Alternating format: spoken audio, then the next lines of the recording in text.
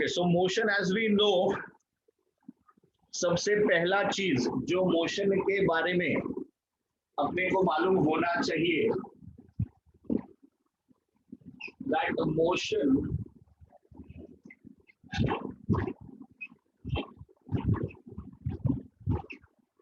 it is a relative concept. Now what do we mean by this relative concept? जो चीज मेरे लिए rest पे है वो ऐसा जरूरी नहीं है कि आपके लिए भी रेस्ट पे होगा. Very good Fiza.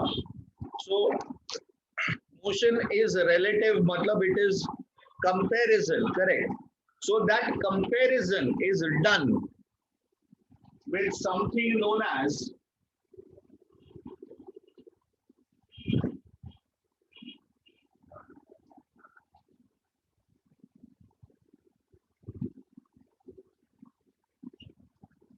frame of reference. अब frame of reference क्या है? जैसे नॉर्मली हम बोलते हैं ना, with respect to the origin. Let's take an example. हम लोग एरोप्लेन में ट्रैवल कर रहे हैं, so all of us are seated, अपने अपने जगह पर बैठे हुए. तो with respect to each other we are at rest. मतलब जब आपने रेफरेंस का फ्रेम एरोप्लेन रखा है, उस समय हमको सब एक दूसरे के लिए हम लोग सब उसी जगह पर है. But if you take an observer on earth, जो एरोप्लेन को उड़ते हुए देख रहा है, तो उसको क्या लगेगा, अरे एरोप्लेन तो उड़ रहा है, मतलब aeroplane is moving. But for us inside the aeroplane, are we moving? No, we are not moving.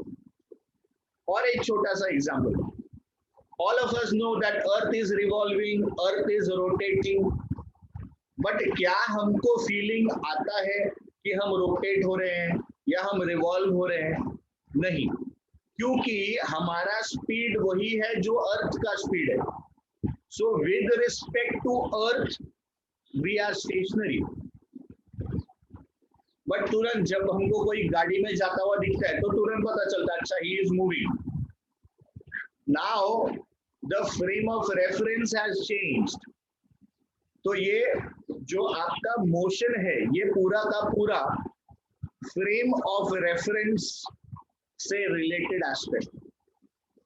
ठीक है. सो motion is a relative concept. अब मोशन का एक ब्रॉड अंडरस्टैंडिंग, अपने को सिर्फ बेसिक जानकारी होना चाहिए. The study of motion is basically known as mechanics. Mechanics, it's a very important subject in the first year of engineering. तो जो लोग इंजीनियरिंग एस्पिरेंट्स हैं उनको ये सब बहुत अच्छे से सीखना चाहिए. ये सब हम लोग 9th स्टैंडर्ड से सीख रहे हैं, राइट? तो उसमें दो क्लासिफिकेशन है. When the body is at rest, तो वो जो हम पढ़ते हैं वो आ जाता है स्टैटिक्स. स्टैटिक है वो. When the body is moving, उस स्टडी को हम बोलते हैं काइनेटिक्स. अब काइनेटिक्स में भी दो पार्ट्स हैं, काइनेमैटिक्स एंड डायनामिक्स. तो काइनेमैटिक्स क्या है? काइनेमैटिक्स है जब हम सिर्फ मोशन के बारे में पढ़ रहे हैं, हम उसकी कॉज के बारे में जानकारी नहीं ले रहे कि क्यों मूव हुआ, उसमें मुझे इंटरेस्ट नहीं है. मुझे किस में इंटरेस्ट है? मुझे इंटरेस्ट है डिस्टेंस कितना, डिस्प्लेसमेंट कितना, स्पीड कितना, वेलोसिटी कितना, एक्सेलरेशन क्या है. तो जब हम ये पैरामीटर्स की स्टडी करते हैं तो ये आ जाता है हमारे काइनेमैटिक्स की स्टडी के. पर जब हम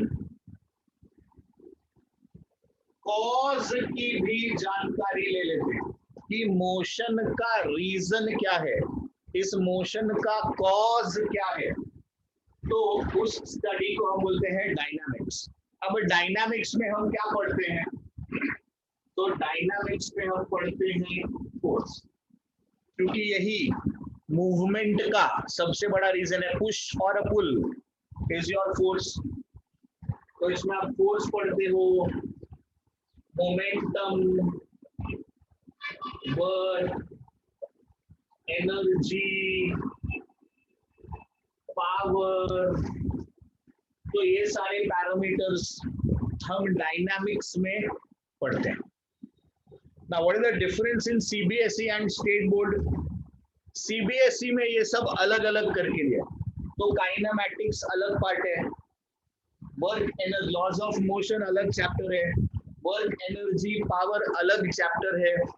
स्टेट बोर्ड में ये सारा कुछ एक साथ दे दिया है। So in laws of motion we are going to take care of almost everything which is over here. ये हमने पहले ही देख लिया है। मोशन इन अ प्लेन में, motion in a straight line, motion in a plane comprises of kinematics. अब जो डायनामिक्स वाला पार्ट है वो यहाँ पे। So this is your dynamics वाला। समझ में आ रहा है ये जो अभी हमने बात किया, ये आपको समझ में आया?